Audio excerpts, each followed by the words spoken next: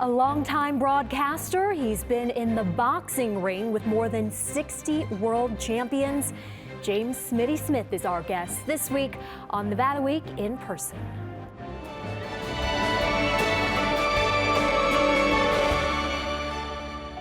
Support for Nevada Week in Person is provided by Senator William H. Hernstadt. Welcome to Nevada Week in Person. I'm Amber Renee Dixon. His television show In This Corner has been on the air 20 years, and on it, not only does he interview world champion boxers, but he gets in the ring with them so they can demonstrate their moves. For this, as well as his many years of work as a boxing commentator and play-by-play announcer, he's been inducted into the Nevada Boxing Hall of Fame and the Florida Boxing Hall of Fame. He's also the host of the International Boxing Hall of Fame. James Smitty Smith, thank you for joining Nevada Week in Person. Thank you. Great to be here, Amber. Tell me, when was it that you knew you wanted to get into broadcasting? You know, I think as a youngster growing up in Miami, my mom worked late, and I would always watch Johnny Carson. Johnny Carson was, I idolized him, and that is where the bug bit me. And then as I got into sports and it all transitioned, I wanted to have my own radio show, which I did for many, many years in Southwest Florida and even national, and then that set up the stage for the television career. Yeah, you mentioned the show In This Corner that has been on the air for 20 straight years, and I've called thousands of fights on TV and documentaries and things also that I'm interested in my future. But it started at a really young age. And it was the TV show that brought you to Vegas, right? Yeah. I moved here in 1997 from Florida because I knew I had this idea of doing boxing commentary, but I wanted my own show.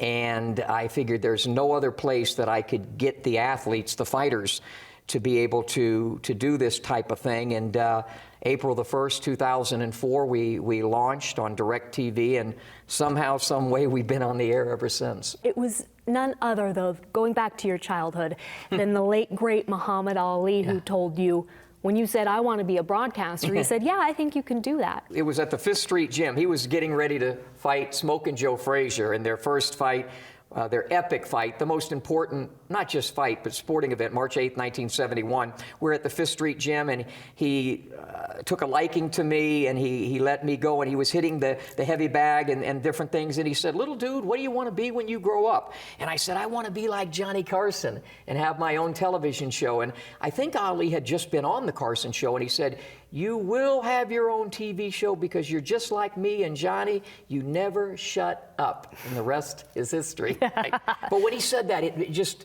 and that's why it's so important for kids to have positive role models, because he made me believe that anything was possible.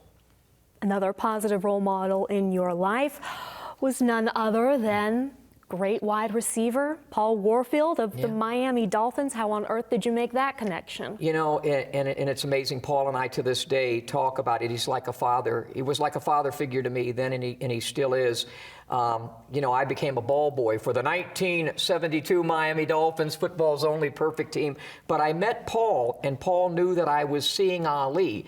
They were both 29-year-old black men at the pinnacles. Ali, the most famous man in the world, Warfield, the best wide receiver, and they were both somehow smitten with Smitty.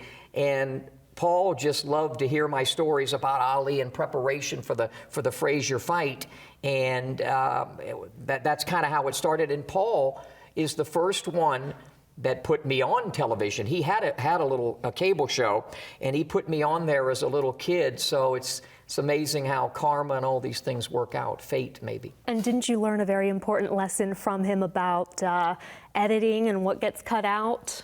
Yeah, I did a piece with Howard Cosell called On Location, and Howard Cosell, who I idolized, came in, and they set it up that I would do a segment with Howard, that it was about a 30-minute segment. We did trivia, and I beat him in trivia, and we talked, and then it was supposed to air the next Sunday, and it was 2 episodes, and it didn't air. And then the following Sunday, it didn't air. And I was in tears when I saw Paul. I said, they cut out my segment. And he said, well, Smitty, that's the way they cut the tape. So don't you cut the tape on this interview, Andrew. If you're too loquacious, I might have to because of timing.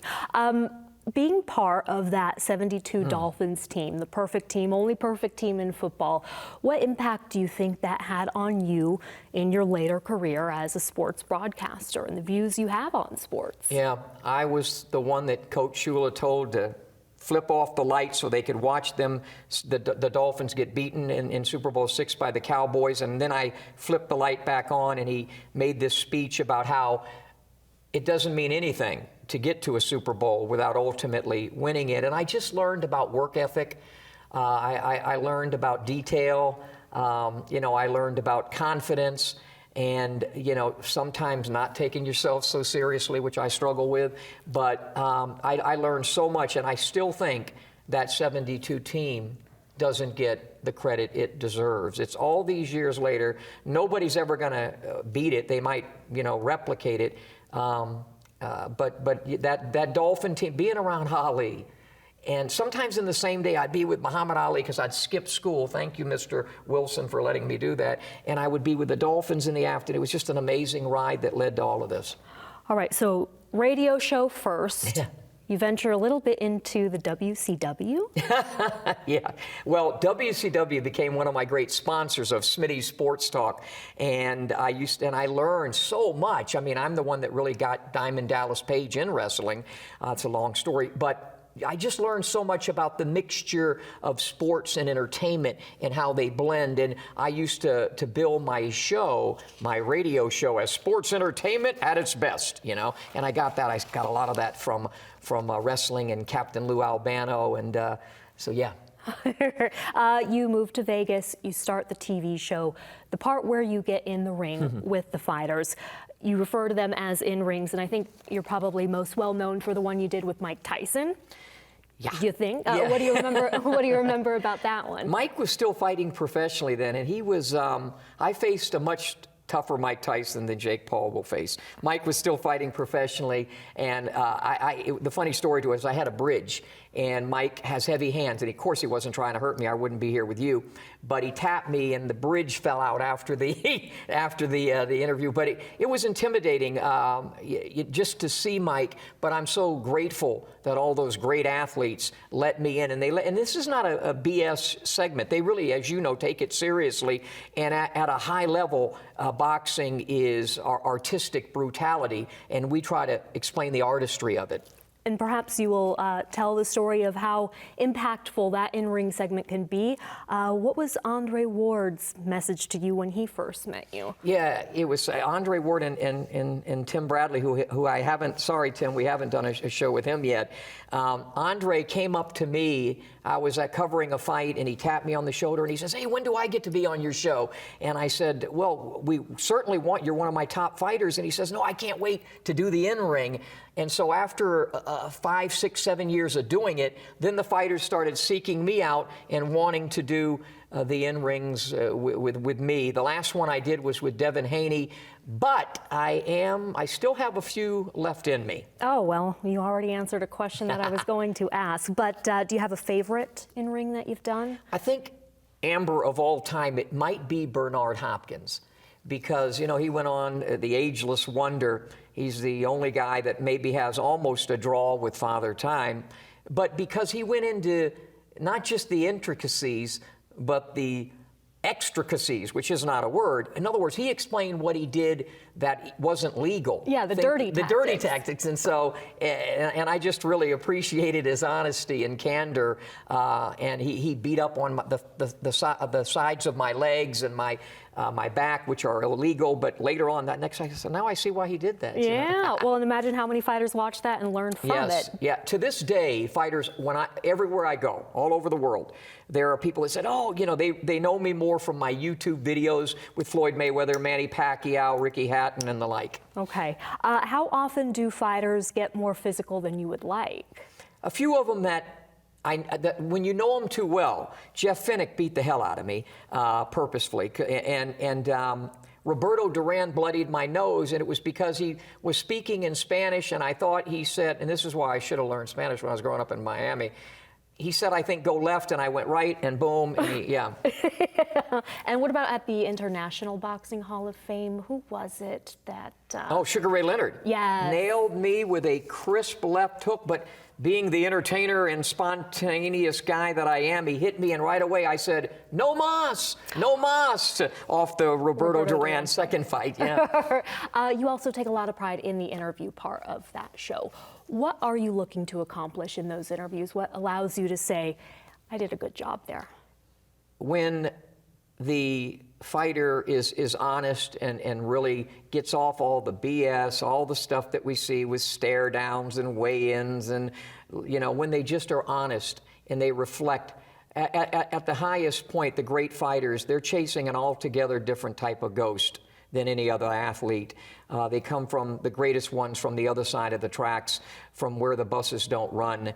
And I'm looking for that candor. And it got to a point later on in my career where almost everyone I would have on would cry. I used to make them laugh in the beginning and then cry now, but you just want to take them to a depth that maybe they haven't been to with an interview, because so many of the guys doing boxing and gals doing boxing today don't know what they're doing.